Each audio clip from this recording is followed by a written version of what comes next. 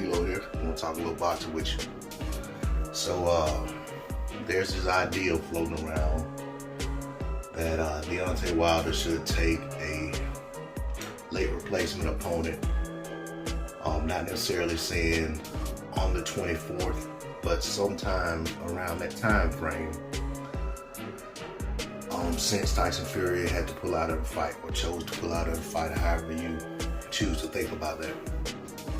Alright. Two names that I hear floating around are Andy Ruiz and Dillian White. Now, for me, let me just say this.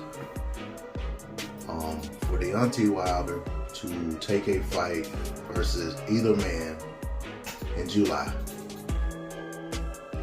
and then have plans of fighting Fury in October, I feel like it's probably not the best idea. Albeit, as I always say, it's not my decision to make. I'm not inside these camps. I'm not affiliated with these fighters, just as a fan. I don't think it's the best idea. Even in the best case scenario, if Wilder went out there and KO'd either guy in the first round, not saying he would, I'm just saying if it happened.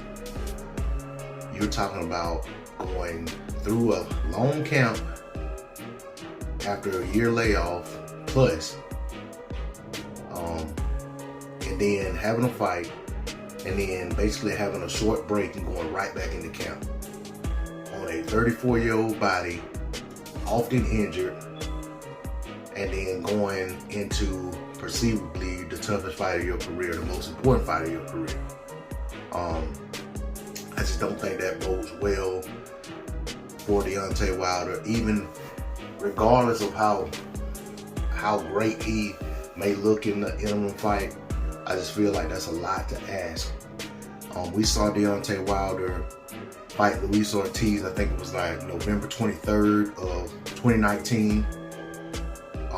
And then turn right around and fight Fury in February of 2020, like February 22nd or something.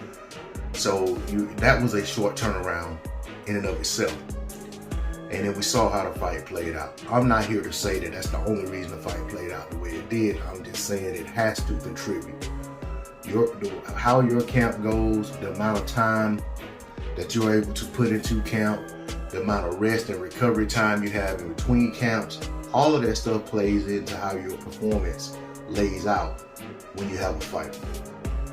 I don't want to see Deontay Wilder put himself in that situation because, quite frankly, I don't want to hear the excuses should he come up short.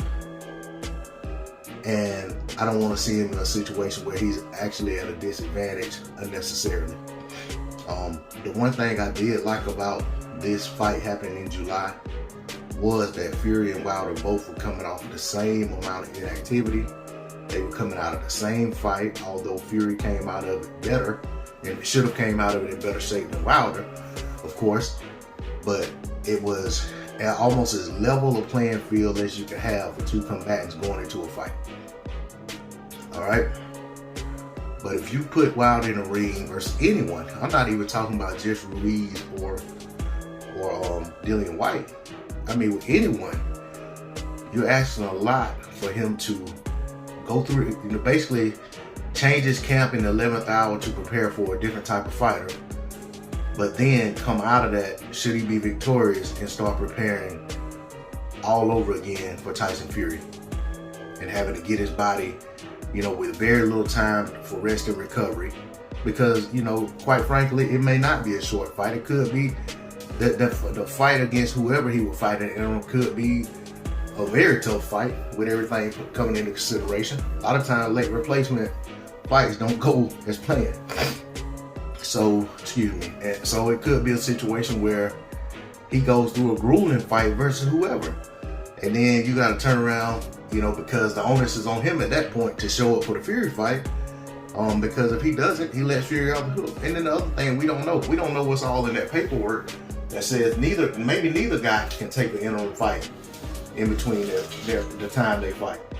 And there's another risk associated with it. Wilder could actually go out there and lose to whoever. And then his Fury fight's off the table. He's went through all the arbitration and all that stuff for no reason. only to go through a situation where he loses the fight that he has in the interim and then doesn't get the Fury fight. And I know there are those who are going to say, well, if he can't beat either of those guys, he doesn't deserve the Fury fight. Well, Wilder did what he was supposed to do to secure the Fury fight, and that was put it in the contract should he lose. Then he also went above and beyond and went through arbitration when Fury tried to run off. So I feel like if Wilder takes another fight, although it seems crazy, and I feel like regardless of the outcome, he should be able to get his Fury fight.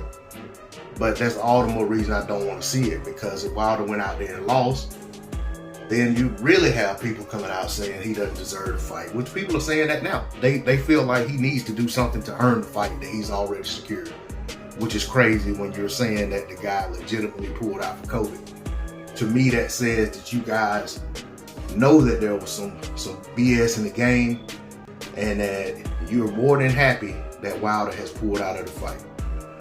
And please do not misconstrue my words or what I'm saying as me thinking that Wilder cannot beat Andy Ruiz or Dillian White or anybody else that's put in front of him. But at the end of the day, this is boxing. Styles make fights. Boxing is theater of the unexpected. Anything can happen in boxing. Because I'll be the first to tell you, I did not expect that second Wilder Fury fight to go the way it did. And I never would have imagined that in a million years. But that's how it played out. That's how it went down in the record books. It will never be undone. So, with having seen that, I'm not going to sit here and act as if it's a foregone conclusion that whoever they put in front of Wilder between now and October, he's just going to beat just because he's supposed to. That's all I got to say on the subject. D-Lo 404 Boxing. Like, share, comment, subscribe. I'm out. Peace.